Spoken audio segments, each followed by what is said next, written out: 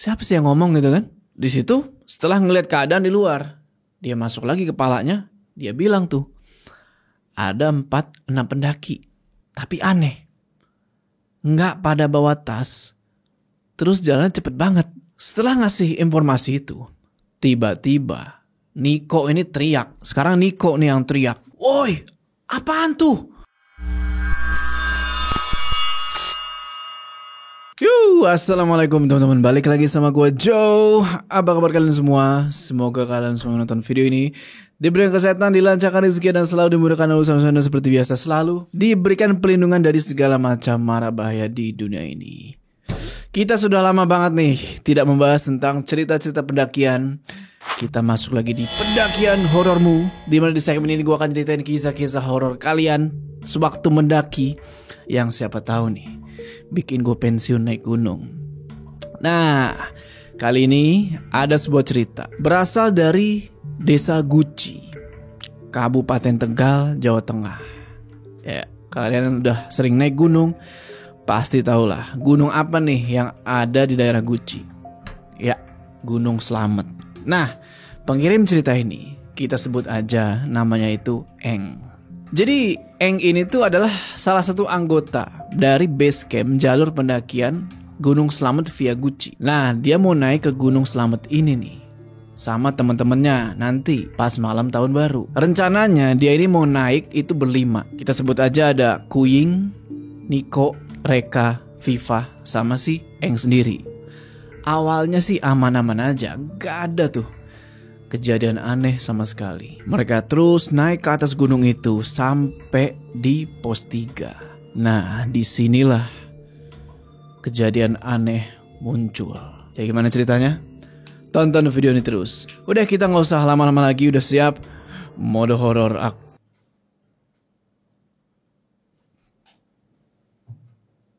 Awal ceritanya itu tepat di tanggal 20 Desember tahun 2018. Eng sama si Kuying ini lagi pada nongkrong nih di rumahnya si Eng. Ya, mereka ngobrol-ngobrol lah, ngebahas seputar malam tahun baru itu. Mau pada kemana nih rencananya kan, biasalah anak muda. Ing, rencana kemana nih tahun baruan? Gak tahu, bingung. Sebenarnya sih ada rencana naik gunung. Nah, boleh tuh, gas lah. Tapi masa cuma kita berdua sih? Bentar, kemarin kayaknya ada yang ngajak gua ngedaki nih, cewek. Ya udahlah, gas. Nah, jadi si Kuying ini jauh-jauh hari sebelum ngobrol sama si Eng, dia ini sempat bikin story nih di Facebook. Dan temennya ada yang komen nih, bilang ikut dong gitu kan, mau ngikut nih. Nah, singkat cerita, besok harinya Kuying telepon nih ke si Eng, nanya posisinya si Eng lagi di mana, dan bilang kalau dia mau ke rumah dia hari itu. Singkat cerita, sampai di rumahnya Eng sambil ngerokok sama ngopi nih, si Kuying bilang ke si Eng, gas lah muncak, gue udah dapet temen cewek 1 sama cowoknya 1. Yang cewek namanya Viva, yang cowok namanya Reka. Oke, gasken. Nanti malam gue siap-siap ambil tas sama yang lain di base camp. Siap. Sampainya si Eng di base camp, dia ambil tuh tas, sepatu, tenda, sama perlengkapan-perlengkapan lain. Nah, Eng ini tuh nanya ke kakaknya dia, yang emang ada terus tuh nongkrong di base camp kan, karena kondisi waktu itu lagi rame pendaki. Sebut aja kakaknya si Eng ini namanya Bang Gon. Tanya kan, kak, buat tanggal 31 banyak pendaki gak? Dijawab sama si Bang Gon ini kan, udah banyak yang booking. Ya mungkin Eng ini juga pengen mastiin buat tanggal 31 itu kan rame atau enggak. Kalau sepi banget gitu ya, naik juga takutnya gimana gitu. Dan di sisi lain, kalau terlalu rame bisa jadi ngaruh ke planningnya sama si Kuying waktu itu. Singkat cerita, H5 sebelum pendakian nih, Eng ini sempat bilang ke Kuying buat ngasih tahu temennya. Setidaknya ya datang dulu lah nih kan. Temennya ini maksudnya si Viva sama Reka nih. Datang dulu lah, kita nongkrong-nongkrong nih, biar lebih akrab. Tapi sayangnya temennya si Kuying ini gak bisa datang karena katanya sibuk bantuin ibunya di rumah. Nah, di tanggal 30-an nih, H-1 pendakian, Eng minta nomor Viva nih sama Reka ke si Kuying. Setelah dikasih nomor si Viva sama Reka ini, Eng chat lah nih via WA yang isinya kurang lebih kayak gini. Assalamualaikum. Waalaikumsalam. Mas Eng ya? Temannya Kuing yang besok mau ngedaki bareng. Betul. Bisa kesini nggak? Biar ngobrol-ngobrol dulu gitu. Jadi ya di sini alasan Eng ngajakin Viva ketemu ya supaya bisa ngobrol-ngobrol dulu dan supaya bisa di briefing dulu nih, karena Viva sama mereka ini bisa dibilang masih pemula. Tapi lagi-lagi di sini Viva bilang, sorry ya, nggak bisa. Akhirnya karena emang nggak bisa ketemuan gitu ya, Viva bilang mungkin bisa lewat teks aja nih, lewat WA aja. Ya udah, Eng kirimin lah tuh kan apa-apa aja yang perlu dibawa, kayak makanan ringan, makanan berat, terus kalau suka ngopi ya bawa ngopi, susu, wedang, segala macam yang hangat-hangat pokoknya. Dan jangan lupa bawa headlamp, jaket, sama baju ganti. Ya pokoknya ngasih tahu apa-apa aja yang perlu dibawa gitu kan. Di situ Viva mengerti dan terakhir si Eng nanya nih satu pertanyaan ke si Viva ini, besok atau lusa nggak lagi mens kan? Nah, pertanyaannya si Eng yang ini Viva nggak bales, cuma di-read doang. Eng masih mikir positif di situ, mungkin si Viva ini sempet ngebaca tapi lupa bales gitu kan. Mungkin karena sibuk nih nyiapin peralatan buat pendakian besok. Singkat cerita, malamnya Eng yang lagi asik-asik packing dapat notifikasi. Si Viva ternyata bales tuh pertanyaan Eng yang terakhir tuh. Emang kenapa mas? Ya enggak, kan ada pantangan tuh. Yang saya paham, kalau lagi dapet nggak boleh mendaki. Tapi saya udah dari jauh-jauh hari niat banget mendaki mas. Emang mbaknya lagi dapet? Ya enggak sih mas. Nah, ngebaca balasannya si Viva ini, Eng jujur aja agak ragu nih. Kayaknya ada yang disembunyiin nih sama Viva. Tapi lagi-lagi Eng coba buat positive thinking. Di hari H, di tanggal 31 pagi-pagi, tepatnya habis subuh nih, Viva sama mereka datang lagi tuh ke rumahnya si Eng. Gak lama Eng persilahkan tuh buat mereka berdua duduk-duduk dulu di rumah sambil ngobrol-ngobrol. Soalnya mereka ini berencana mulai pendakian di jam 6 atau 7 pagi. Nah, pas si Eng ini lagi siap-siap, sekitar jam 5:30-an, temennya si Eng datang nih, si Kuing. Nah, di situ mereka langsung packing ulang tuh. Maksudnya buat ngerapiin apa yang mereka udah packing sebelumnya kan. Sama sekalian ngecek perlengkapan apa aja yang kurang. Tapi tiba-tiba temennya Eng nih, yang rumahnya itu persis di samping rumahnya dia, itu datang. Dia bilang, "Wih, ikut dong." Nah di situ Eng kaget, lah jadi berlima dong nih kan, ganjil dong. Tapi Niko bilang, udah nggak apa-apa, ntar kan juga rame pendaki. Si Kuing juga, ya udahlah nggak apa-apa, ya udahlah kan. Akhirnya Eng setuju tuh, dia ngizinin Niko buat ikut. Dia suruh tuh anak buat, udah sana, buruan siap-siap.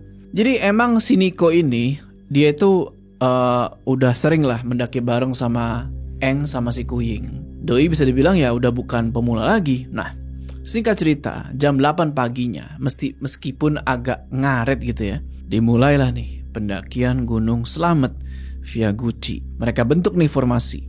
Eng jadi leader paling depan, diikutin sama Niko, Reka, Viva, terakhir Kuing nih jadi sweeper paling belakang. Dari base camp sampai pos 1, mereka itu jalan masih aman-aman aja, masih aman terkendali. Sampai pos 1 istirahat nih mereka kan. Dan waktu itu juga pendaki lain ini bisa dibilang lumayan banyak lah.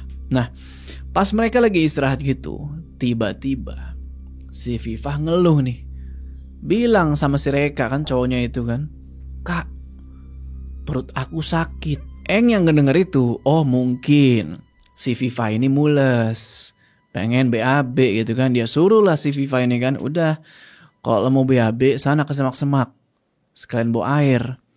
Tapi Viva ini bilang, enggak mas, ini gak mau BAB. Terus dia bilang, ini udah mendingan juga kok, mungkin tadi sarapan agak pedes, masih ada yang ditutupin nih. Dari situ Eng sama yang lainnya belum mikir yang aneh-aneh soal Viva ini. Mereka lanjutin tuh perjalanan. Nah, jalan tuh mereka kan ngelewatin pos 2, lanjut terus sampai pos 3. Sampai di pos 3 itu sekitar jam 12 siang. Mereka istirahat lagi nih buat makan siang. Dan bener aja, waktu itu Slamet via Gucci itu lagi rame-ramenya. Banyak banget pendaki. Di sini pas mereka beli ini lagi istirahat makan siang gitu ya, mereka ketemu nih, ada 6 pendaki dari Jakarta. Yang dimana salah satunya itu ngobrol sama si Eng waktu itu. Nah, pendaki Jakarta ini bilang, "Mas, kok itu temen mas yang cewek kayak kecapean banget sih, pucet mukanya." Di situ Eng nengok ke arah Viva dan baru sadar dia kalau emang bener mukanya Viva ini pucat banget dan kelihatan kayak yang capek luar biasa. Eng samperin lah tuh si Viva kan. Dia nanya, "Kamu capek?"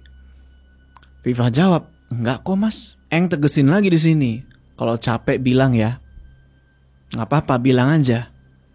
Si Viva cuma iya aja di situ. Nah, singkat cerita, kelar mereka istirahat, lanjut mereka jalan tuh ke arah pos 4. Dari pos 3 ke pos 4 itu agak lumayan jauh. Dan di tengah perjalanan, si Viva ini kelihatan makin capek, mukanya makin pucat. Karena begitu, akhirnya mau gak mau ya mereka istirahat lagi tuh di pertengahan jalan dari pos 3 ke pos 4.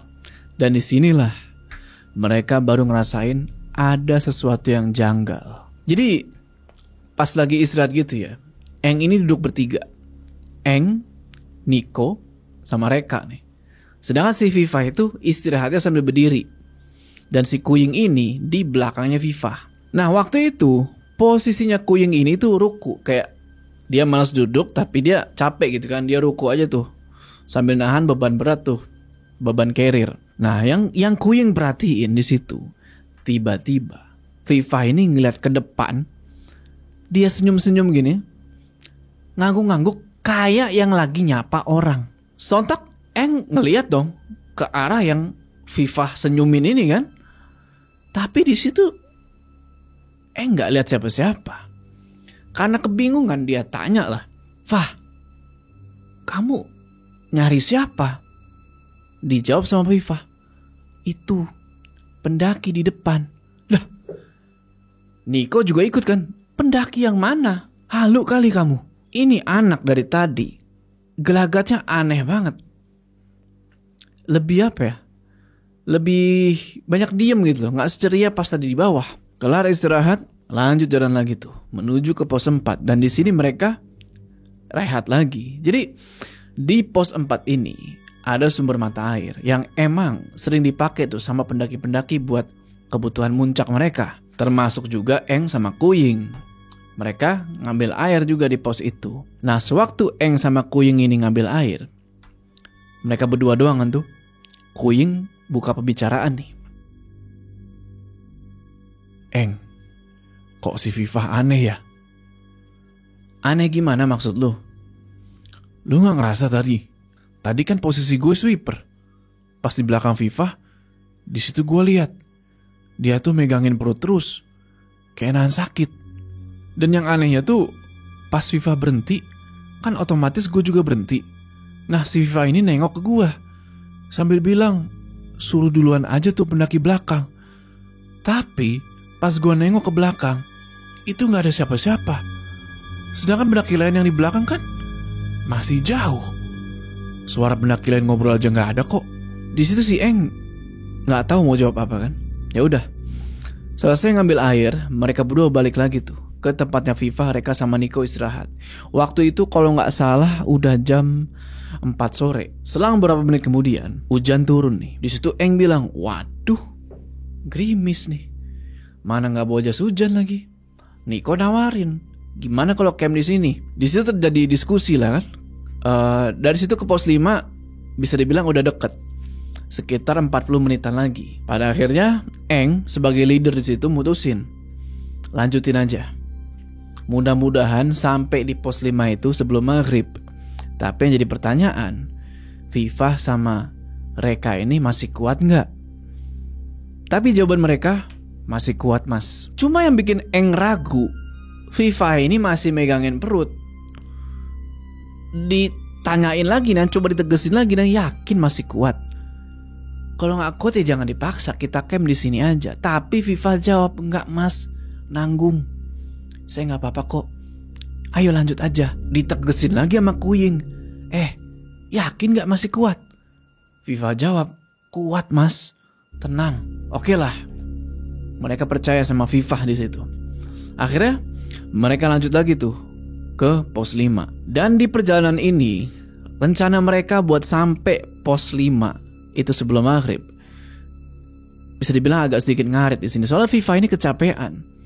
Kakinya sering kram, mau nggak mau mereka ini jadi harus sering berhenti. Nah, jalan kira-kira beberapa meter, tiba-tiba Viva ini mual-mual tuh. Dia bilang, mas, capek banget. Lihat jam di tangan kan? Di situ udah nunjukin jam 5:30 lebih.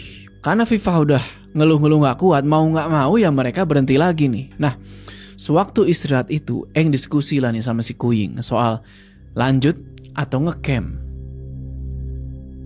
Fah, kamu masih bisa lanjut gak? Insya Allah mas. Aduh, kaki saya kram lagi mas. Sakit banget. Gak kuat buat jalan. Berdiri aja sakit. Waduh. Tadi hujan sempat reda sebentar. Sekarang udah mulai turun lagi. Dan ngelihat kayak gitu, mau gak mau, mesti ngedirin tenda tuh di pinggir jalur kan. Karena Viva udah gak kuat jalan. Terus mereka bagi-bagi tugas nih. Ngedirin tenda tuh sama si Kuying, Niko sama Reka nemenin Viva. Singkat cerita, selesai ngedirin tenda, hujan untungnya udah mulai agak redaan nih. Sama Kuying langsung cari tuh kayu bakar yang di sekitaran, yang sekiranya masih kering gitu kan, buat bikin api, buat ngangetin badan. Pas mereka lagi ngambil itu kayu bakar sedikit demi sedikit, tiba-tiba Niko teriak, Ying, sini cepetan.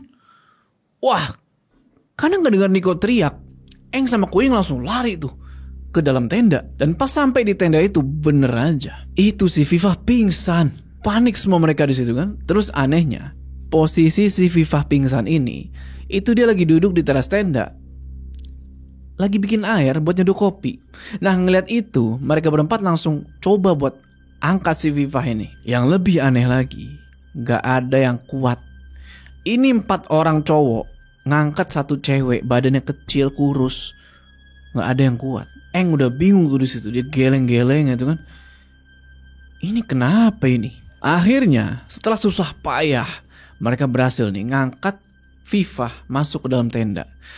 Dan beberapa menit kemudian, alhamdulillahnya Viva ini sadar. Dan dia langsung ngomong, tadi siapa? Kenapa, Fah? Tadi ada pendaki cewek lewat sendirian, gak bawa tas, lewat samping tenda. Saya liatin terus. Tiba-tiba dia nengok ke saya sambil senyum. Tapi abis itu dia lari ke arah saya. Di situ saya gak inget apa-apa lagi. Itu cuma halusinasi kamu aja. Mungkin kamu kecapean. Selesai dari situ, akhirnya mereka bikin api tuh di depan tenda buat ngangetin badan kan. Nah, pas lagi ngangetin badan di depan api unggun itu, kaget si Kuying. Sampai-sampai dia kehentak dari kursi kecil itu yang buat duduk. Baru aja si mau nanya ke Kuying ini, kenapa lu gitu kan. Tiba-tiba Viva teriak tuh dari dalam tenda. Sontak mereka berempat kaget. Cepet-cepet tuh mereka masuk ke dalam tenda buat ngecek si Viva ini. Dan bener aja, Viva ini udah kerasukan. Kuying sama yang lainnya waktu itu ngelihatnya Viva ini kerasukan. Mukanya Viva udah bener-bener pucet. Matanya itu udah putih semua. Nafasnya udah ngos-ngosan. Tangannya udah ngepel tuh. Di situ Viva ini coba buat lari keluar tenda. Dan mereka berempat ini sampai mental-mental karena Viva kan keluar tenda gitu kan. Mereka coba buat nahan nih si Viva. Dan untungnya dengan kekuatan 4 laki-laki ini, Viva masih bisa ketahan. Mereka berusaha tuh buat nenangin si Viva ini, bawa dia masuk lagi ke dalam tenda. Dan ketika mereka coba buat rebahin si Viva ini, dia ngomong. Tapi suaranya itu bukan Viva lagi. Kurang lebih kayak gini. Apa yang dia bilang? Balik saiki. Anong so bajingan? Buset, panik lah mereka berempat kan. Ini bukan suara si Viva lagi nih, gak tahu suara siapa. Si Eng langsung suruh tuh yang lainnya, ayo kita bacain ayat suci. Udah tuh, mereka berempat bacain tuh ayat-ayat Al-Quran yang mereka bisa. Dan alhamdulillahnya Viva akhirnya sadar. Waktu itu udah nunjukin jam 9 malam. Ketika keadaan udah mulai kondusif, Eng sama Kuying pergi nih keluar tenda buat ngecek ke atas nih, maksudnya naik dulu ke atas sedikit.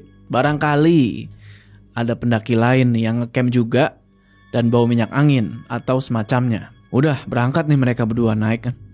Jalan tuh pelan-pelan. Nah pas lagi jalan, gak jauh dari tenda mereka, bener aja ternyata ada tenda lain. Di situ si Eng sempat mikir ragu gitu ya, ini pendaki beneran apa bukan nih? Karena di pikiran dia udah mikirin si Viva terus. Mereka berdua gak beraniin diri lah buat nyamperin tuh tenda.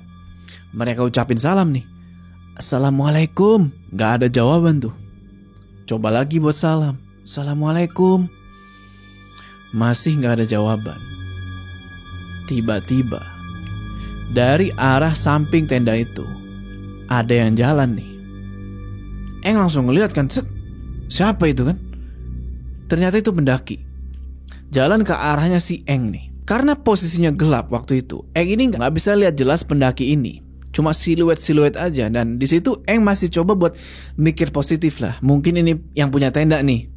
Entah dia habis kencing apa gimana gitu kan. Setelah udah semakin deket kelihatan di mukanya. Yang aneh, muka ini pendaki kok kayak dingin banget gitu. Kayak yang cuek gitu. Nyapa enggak gitu kan. Eng coba ajak ngobrol ini orang. Bang, barangkali abang punya minyak angin. Boleh minta sedikit gak? Buat temen saya lagi gak enak badan.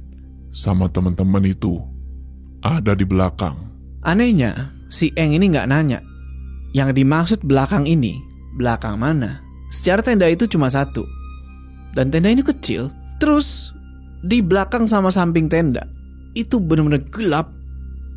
Ditambah yang lebih aneh lagi, pas ini pendaki masuk ke dalam tenda, dia buka kan ada settingnya tuh, sret.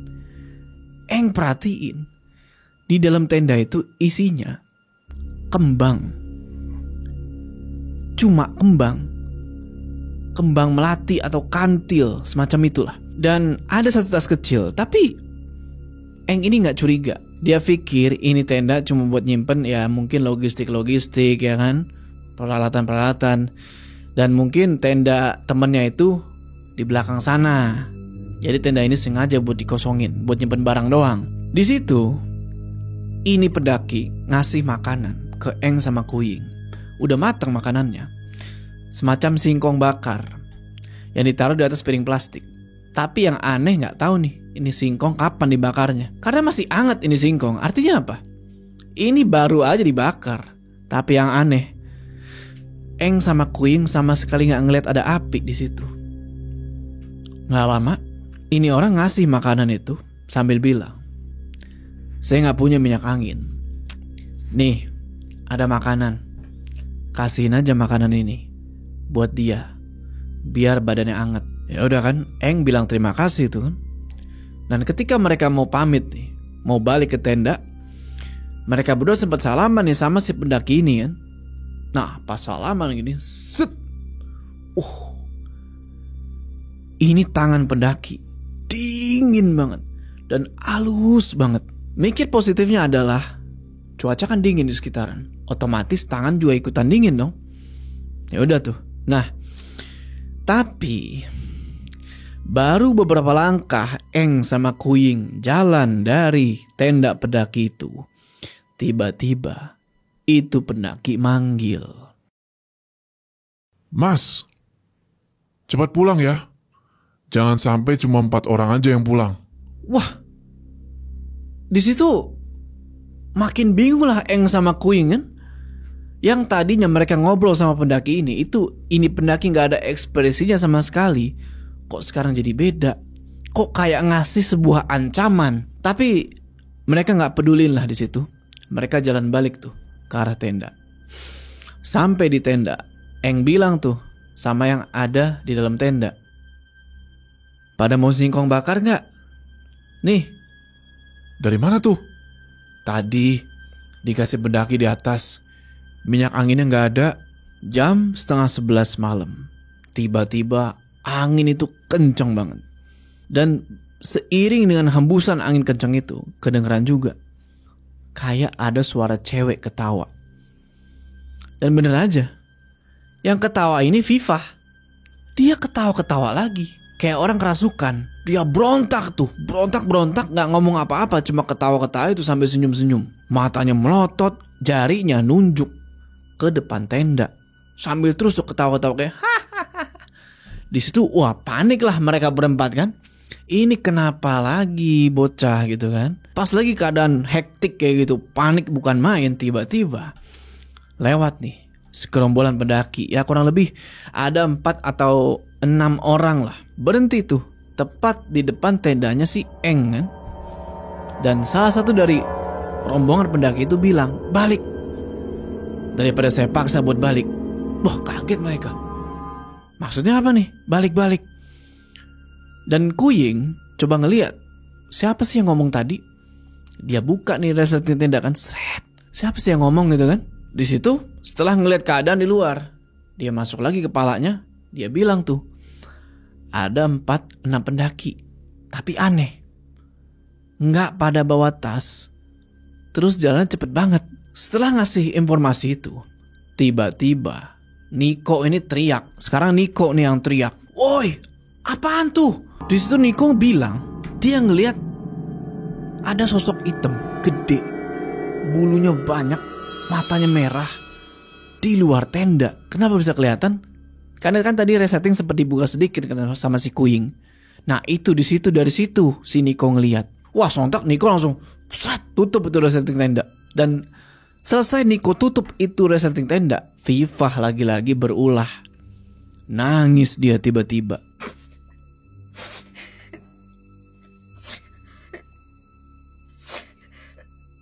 Nangis tuh kan, lirih, ngerintih. Dan gak lama pingsan dia. Tapi sialnya, beberapa detik kemudian si Vivah ini kumat lagi. Sadar tapi kerasukan lagi. Dan kali ini dia tiba-tiba duduk, terus melotot gini ke arah mereka berempat yang ada di dalam tenda itu. Dipelototin tuh satu-satu kan. Sampai akhirnya dia bilang, Cepat balik. Jangan bikin kotor tempat ini. Masuk. Makin panik lah mereka berempat kan. Si Kuying, dia coba buat tenang nih, coba buat ngeberanin diri. Dia tanya ke si Vivah yang lagi kerasukan ini, "Assalamualaikum Mbah. Maaf kalau ganggu. Maaf ya Mbah, maaf banget." "Maaf Mbah, kalau saya dan teman-teman saya ada salah. Tolong jangan ganggu." Perempuan ini bajingan. Balik. Abis ngomong gitu, des, Vivah langsung pingsan lagi. Dan itu kejadian kerasukan Vivah itu lama, sampai jam 4 pagi. Jadi kurang lebih 6 jam tuh si Vivah kerasukan. Ya kayak gitulah, ketawa-ketawa, senyum-senyum. Nah, samar-samar azan subuh udah mulai kedengeran nih. Dan di situ Vivah udah nggak kerasukan lagi. Langsung kelihatan tidur tuh di tenda. Dan di situ karena kejadian itu, mereka semua jadi nggak bisa tidur sama sekali. Masuk jam 4:30. Karena ngerasa keadaan udah kondusif, udah aman, Eng nyuruh si Niko sama mereka tuh buat tidur, istirahat aja, supaya nanti turun ada tenaga. Takutnya kan kurang istirahat, nanti turun malah tambah lagi masalah gitu kan. Nah, masuk jam 5:30 pagi, Eng sama Kuying agak sedikit bingung dan heran. Jadi kalau kalian inget, gue bilang di awal kan ini mereka mendaki di malam tahun baru kan. Yang mereka bingung adalah kok mereka sama sekali gak ngedengar ada suara petasan atau percikan kayak tas gitu kan. Biasanya kan ya orang ngerayain tahun baru kan main petasan gitu kan, dilempar ke atas langit. Dan juga mereka yang ngecamp deket jalur, biasanya tuh di jam 4 atau jam 5 pasti bakal ada yang summit tuh. Ada yang jalan ke atas buat muncak. Tapi ini kok gak ada. Mereka ini ngecamp di pinggir jalur antara pos 4 sama pos 5. Tapi di sini sepi bukan main. Gak lama mikir dari situ, Eng sama Kuing nyalain api lagi nih buat ngangetin badan.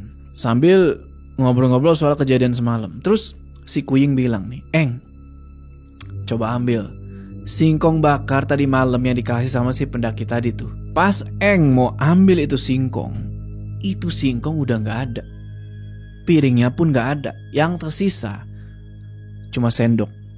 Itu pun sendok yang udah karatan. Kaget lah. Perasaan ini singkong masih ada semalam. Ngapa sekarang tinggal sendok doang? Mikirnya tuh kok bisa begini. Nah, si Eng nanya nih ke Kuing, cuy, Reka kok dari tadi malam diem mulu ya? Lu lihat gak? Lu perhatiin gak? Kuing jawab, iya, gue juga ngerasa kayak gitu. Ini kita salah apa sih sebenarnya? Dan Eng juga bilang kayak gini, kemarin kan pas mau ngedirin tenda, mereka itu ya izin, permisi mbah gitu kan. Makin bingung mereka berdua. Akhirnya si Kuing ini ngusulin, buat gimana kalau kita samperin tendanya pendaki yang semalam ada di atas tuh. Ya kan? Ide bagus. Akhirnya mereka berdua keluar tenda buat ngecek tenda itu pendaki yang semalam. Mereka ingat betul tenda itu ada di mana. Jadi gak mungkin mereka bisa salah. Orang juga itu jaraknya gak terlalu jauh dari tenda mereka kok. Nah, pas mereka lagi cek itu TKP tenda tersebut yang semalam, yang mereka temuin bukan tenda, tapi pohon tumbang. Dan gak ada sama sekali space buat ngedirin tenda di situ. Tapi lagi-lagi si Eng nih, orang yang pikirannya positif, plus gitu ya. Dia coba naik lagi nih dikit. Kali aja nih gue salah nih, ya kan? Bukan di sini nih tempatnya. Naik lagi tuh. Sialnya, gak ada sama sekali tanda-tanda bekas orang ngedirin tenda sepanjang mereka ngecek tuh jalan ke atas. Ya udah kan, karena gak nemuin apa-apa, mereka balik tuh. Waktu itu jam 8 pagi mereka balik ke tenda dan mereka bangunin tuh semua orang. Habis itu mereka sarapan. Setelah sarapan, mereka diskusi nih, summit atau enggak, ya kan? Sampai pada akhirnya diputuskan lah, mending gak usah summit deh. Kita turun aja, kita pulang. Tapi di sini Fifah ngeyel, dia pengen lanjut naik. Nah di situ Eng tetap bilang, enggak, kita turun, kita nggak usah lanjut. Ya udah mau nggak mau kan, karena Eng ini leader dan semuanya setuju sama dia kecuali si Fifah. Mau nggak mau Fifah akhirnya nurut. Udah tuh, tenda mereka bungkus, mereka packing lagi dan mulailah mereka jalan turun. Sampai di pos 4 lagi, mereka istirahat sebentar nih. Nah di situ mereka ngelihat ada beberapa tenda pendaki gitu, tapi sepi gitu loh. Mungkin orangnya lagi pada summit atau mungkin pada belum bangun kali. Nah, selang beberapa menit istirahat, pendaki dari Jakarta yang kemarin ketemu tuh di pos 3 kelihatan turun nih dari atas. Pakai ekspresi muka yang kaget. Dia samperin tuh si Eng, diajakin tuh duduk bareng buat ngobrol. Dari 6 pendaki Jakarta ini, yang duduk bareng sama si Eng tuh cuma 3 orang. Mereka ngobrol-ngobrol tuh. Nah, kita sebut aja namanya itu Revan, Angga, sama Ola. Nah, si Ola ini nanya, Camp di mana, Mas? Kok nggak kelihatan? di atas mbak, di samping jalur, di bawah pos 5. Teman saya udah gak kuat. Hah? Kok kita nggak lihat? Loh, tadi saya summit dari pos 4 sekitar jam 3:30 pagi kok. Dan sepanjang jalur, itu gak ada tenda mas. Adanya tuh cuma di pos 5. Kalau itu mah emang rame. Iya mungkin masnya fokus ke jalur jadinya gak ngeh. Eng ngomong kayak gitu, padahal dalam hatinya anjir. Masa iya sih mereka gak ngeliat gitu kan? Berarti semalam di mana gue ini? Nah singkat cerita, mereka berlima pamit nih buat turun duluan. Dan di sepanjang perjalanan turun, formasi masih sama tuh. Eng jadi leader, diikutin sama yang lainnya, dan paling belakang jadi sweeper si Kuing. Turun tuh sampai pos 3. Di situ mereka istirahat lagi. Dan gak lama mereka nih yang habis foto-foto dan Viva yang lagi duduk nyender di pohon tuh sebelahan sama mereka. Tiba-tiba dia kayak diem itu, kayak bengong, tatapan kosong begini aja. Wah, dipanggil sama si Kuing kan. Wah, mereka. Tiba-tiba si Viva ini pingsan dia. Dan Reka, anehnya dia itu gak ngerespon sama sekali. Ini ceweknya pingsan. Cuma ngeliatin kosong aja tuh gini. Ke arah semak-semak. Wah, di situ mereka bertiga coba buat nyadarin Viva sama Reka ini kan. Dan alhamdulillahnya selang beberapa menit kemudian gak lama sadar mereka. Dan Eng waktu itu sama sekali gak berani nanya. Entah, mungkin karena mereka ini masih di atas, jadi Eng mikir, entar aja lah.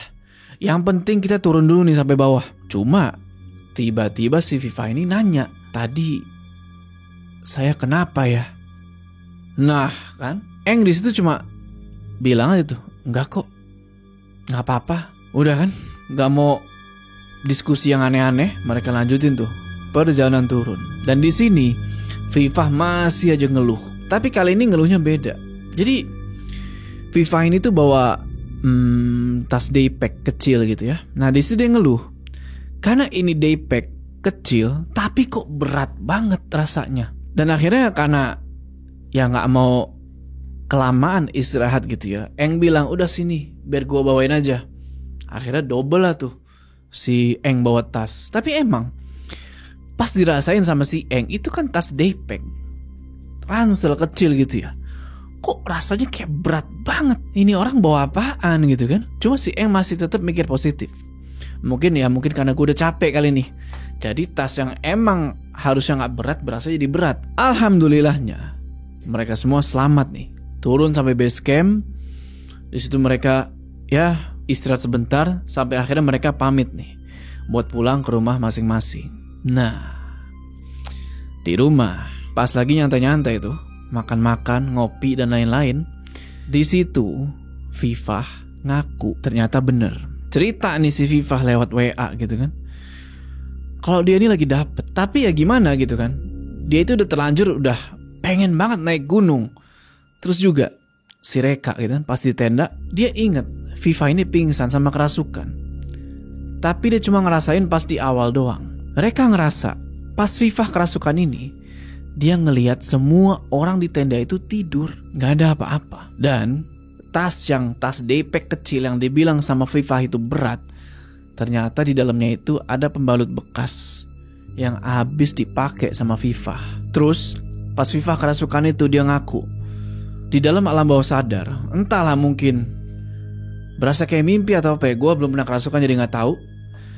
Dia bilang kalau dia itu ketemu nenek-nenek pakai kebaya merah, bawa cepon atau wadah nasi zaman dulu lah. Ini nenek ngajakin si Viva buat ikut. Tapi Vivanya gak mau. Kita gak tahu nih apa yang terjadi kalau Viva sampai mau diajak ikut sama nenek itu. Mungkin gak cuma Viva nih yang menetap di gunung itu, tapi Eng dan yang lainnya juga bakalan ikut. Oke teman-teman, itulah lagi-lagi kasus perempuan haid maksain buat naik gunung. Walaupun ya gak selalu orang haid itu akan mendapatkan gangguan, tapi dari yang udah-udah nih ya, khususnya gunung-gunung di Indonesia itu, di Jawa, ya orang haid itu sebaiknya disarankan tidak naik gunung. Ini gue nyampein bukan dari gue ya, maksudnya dari kuncen-kuncen, dari base camp. Pasti deh mereka nanya dulu ini lagi haid apa enggak. Kalau lagi haid lebih baik jangan. Kenapa? Ya mungkin di satu sisi orang haid kan jadi lebih capek gitu ya. Dan di satu sisi yang lain, orang haid itu kemungkinan bisa menarik mereka. Oke teman-teman, gimana tuh tadi ceritanya? Tulis pendapat kalian di kolom komentar ya. Yang nanyain gak sama Budi lagi, kusiram. Oke, sebelum kita berpisah, jangan lupa kalian like video ini. Dan bagi yang belum subscribe, ayo subscribe sekarang ke channel ini supaya kalian gak ketinggalan cerita-cerita horor selanjutnya gue. Sampai ketemu di